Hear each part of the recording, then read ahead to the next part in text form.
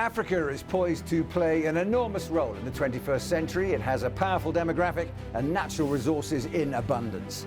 Multinational and multilateral Africa finance corporations' stated purpose is to close the infrastructure gap, unleash the continent's potential, and build a reliable bridge to a prosperous African future. I'm Andrew Wilson, and I'm here in Davos to speak to AFC President and CEO Soumaila Zubairu.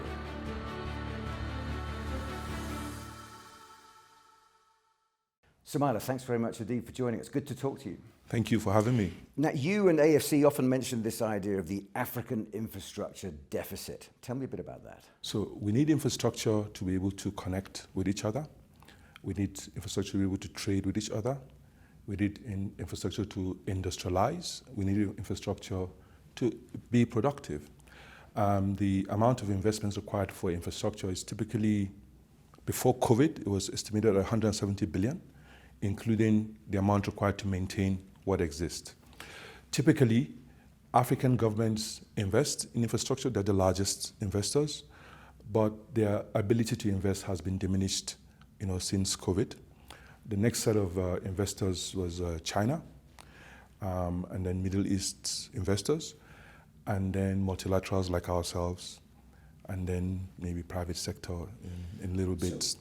In terms of what Africa has to offer, is your vision so different from that of the developed nations already involved with Africa? We are really at the bottom. We have significant hunger and poverty in spite of the significant resources that we have. But I want us to take ownership of our development, and I don't want us to look to other people to develop our continent. So we're set up as a multilateral financial institution focused on providing solutions to Africa's infrastructure deficit and challenging operating environment by developing and financing infrastructure, natural resource, and industrial assets that will enhance productivity and economic growth of African states. The challenge in Africa is that you don't have bankable projects. So while you have this huge need for investments, I told you before COVID is about 170 billion, you don't find projects. And the typical multilateral or typical financial institution wants you to come to them with a prepared project, working with them to transform the idea or opportunity to a bankable project. So for example, in Côte d'Ivoire, in the city of Abidjan, there was always the need for a bridge, but it was never done. It was on the drawing table for over 8 years. And we had a conversation with the government on the things that we need from them to de-risk the opportunity, and we built it. How do you demonstrate the viability or the risk involved in any kind of investment when you're talking to capital coming from abroad? The most important thing is what is the certainty of revenues and what is the certainty of the margins, operating margins, that allow for you to run the operations, service interests, service your debt, and provide a return to the investors. And then what's the operating environment? What's the regulatory environment? What's the certainty of the regulation? And we do all of that, among several other things that we do, to demonstrate that we understand the risks and we are managing to assure the returns. So when you've completed, say, a significant number of projects, and AFC has that recognition worldwide, presumably from all concerned investors and so on, you're slightly breaking the aid model, which is a positive. Definitely. Where does that take you then? What's the next step of establishing what AFC is good for once you've started to get these infrastructure projects completed, on the way, and we're looking at a slightly different Africa? So one of the things we did when we started, we put in place very prudential ratios and safeguards that allowed us to get an investment grade rating. So we're one of the highest rated institutions in Africa. We have an investment grade rating that pierces most of our shareholders, the rating of most of our shareholders. So that gives us access to international capital markets. We've also proven that with a well-run organization that is properly managed, the international community would respond and work with you. Our business model is actually really around raising as much capital as we can from as diverse a source as possible, investing that in projects in Africa, managing the risks to assure the returns. So really, that's what we do. Okay, so that's a very business-oriented answer.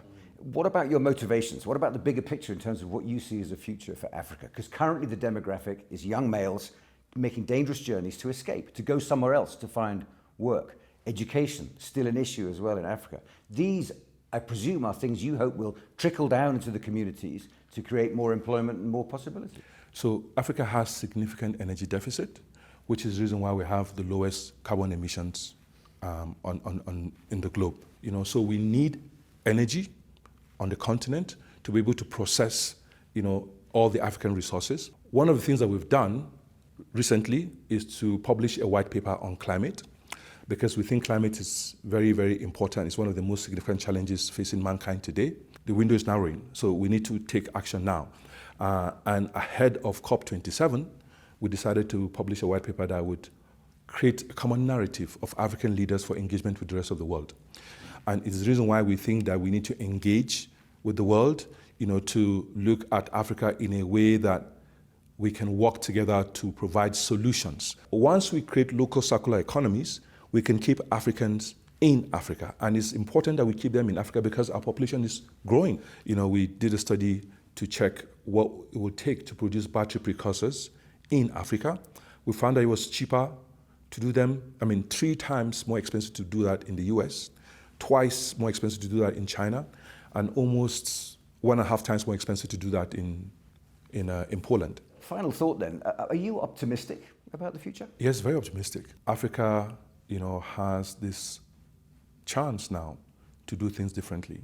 And I believe that the leaders understand the need to do different. The Vice President of Nigeria, representing the President of Nigeria, General Muhammadu Buhari, Professor Yemi Osinbajo, was very pleased, with the work that we did.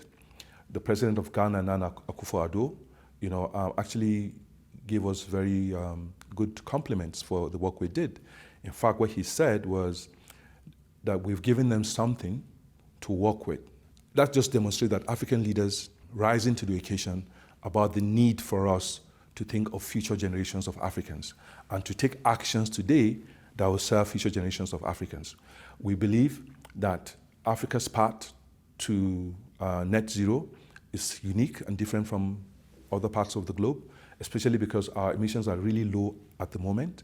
And when you take into account the fact that we have significant forests that absorb most of the carbon dioxide emissions, so emissions have no borders. So the African forests now are already doing most of the absorption of carbon. We have our targets and we think that we should have them, but more importantly, we think that we should conserve our forests because our forests are a powerful carbon sink for the world.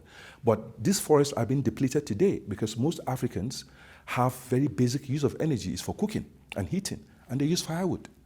So we need to give them alternatives like LPG and other modern systems of heating and cooking, and that way we can conserve the forest. We also think that we need to build more resilient infrastructure, so that we can withstand the impacts of climate, and we need to financially innovate. We need to find ways of getting more flows to Africa to work with African institutions like ourselves, and our other peers, and we think that with that we would see a lot of change. So what's the ideal AFC strategy in this space? How do you like to see AFC working within the infrastructure creation environment? We need to be looking at ecosystem investing. So instead of looking at just one project, look at a string of opportunities, that de-risk the entire value chain. And we've done a pilot in Gabon, which we found very useful, and we are replicating that in Togo, in Benin, Cote d'Ivoire, Nigeria, Chad, and several other places. And there, the whole idea is, what's Africa's value capture in these value chains? How can we enhance the value? And what we're trying to do is to move up the value chain and even get to chocolates. If we can export the chocolates, we consume them in Africa. We have the Continental Free Trade Area going, which is going to be a large market for us to consume things. And we need to create the stock of goods that can be traded within the industry.